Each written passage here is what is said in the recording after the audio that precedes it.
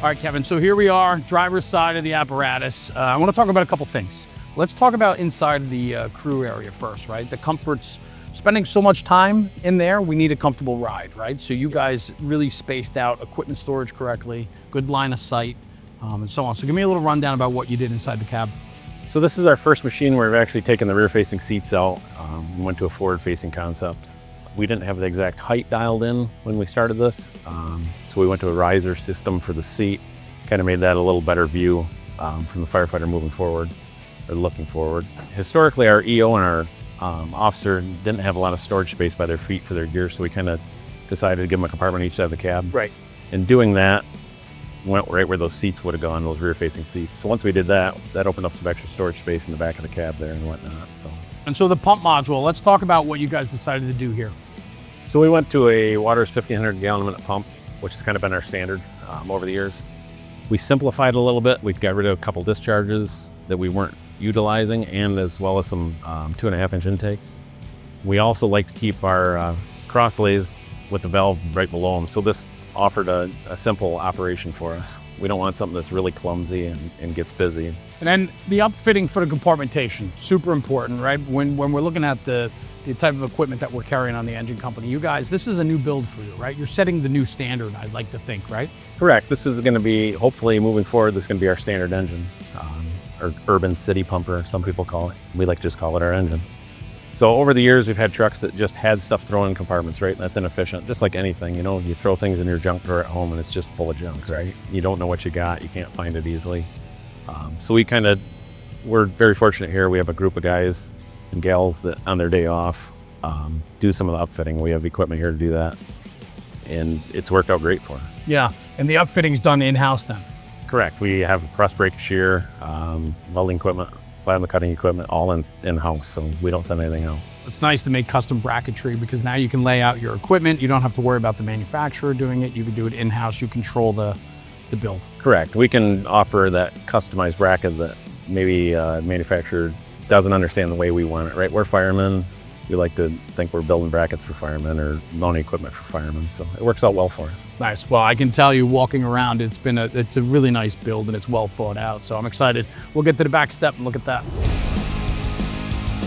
All right, Kevin, the working end of engine 12. Let's talk about some of the decisions you guys made back here. There was some discussion when we were trying to, figure out how much water we were going to go with. We were previously 750, wanting to get that load lower. I eventually pushed a little harder and said we want to move that front wall forward and make that hose bed as long as we can so we can get the top finished height of that hose bed done to where we wanted it. Some low hose beds end really high, and that's not what we're after. We don't want an extra 6 bundles on a guy's shoulder when he's pulling it. So.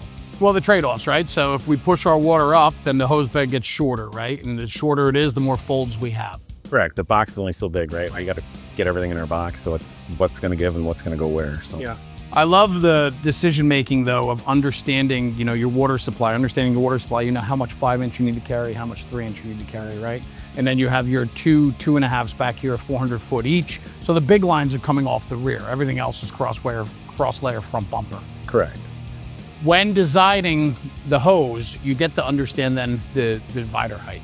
That matters, right? Because you want to make a working environment that when we're re-racking hose at the end of the day, it's easy to get to. We don't want guys climbing up to the ceiling to try and re-rack hose, So when we bring that finished height of that hose load down, we also brought the finished height of that hose divider down.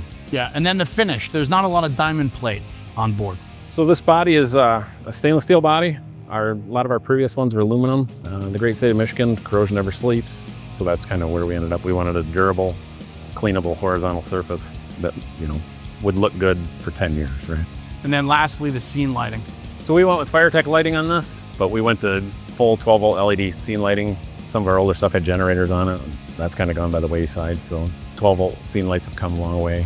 In the rear, we also added a LED strip inside this channel that lights the whole rear of the truck, but is not visible from the rear. So that was a big thing for me that I liked myself. So. Yeah, for an operator to come around or the back guy to come around, it's illuminated. I don't have to turn the switch on. If we set the brake and it's already lit. So. Yeah, good. All right, well, why don't we do this? We finished in the rear. Let's walk around the officer's side and take a look. Okay. All right, Kevin, so wrapping up here on the officer's side, let's talk about a couple things. The upfitting. On this side, you have some room to grow. Yeah, so when we became a EMT department from NFR, we knew we were going to need some more room. So with our standard EMS complement, we went to the 3/4 height body. There were some concerns about not having enough room. So when we did that, we brought this right side up another foot. So with that roll-up door down there, then basically we have a small compartment. So by bringing it up another foot, we gained some extra space. And then something that we're starting to see quite a resurgence of are the decon lines, the red line, the booster line. Yeah, so we like to call it the decon line. So that is a way of getting it back in there. Everybody wants to do decon, right? So we'd like to bring the red line back. And so we've got a 1-inch booster line on this one. Well, great, and thank you. You guys have really knocked it out of the park. I wish you tremendous success with this HME Ahrens-Fox engine. I think it's a great build, and the introduction of Engine Company 12 here in the city of Grand Rapids. It's pretty exciting to get a new engine on the road. So, Kevin, thank you. Appreciate your time. Thank you. Thank you for opening your doors, and look forward to seeing you again, man. Thank you very much. Yeah, appreciate it. Thank you.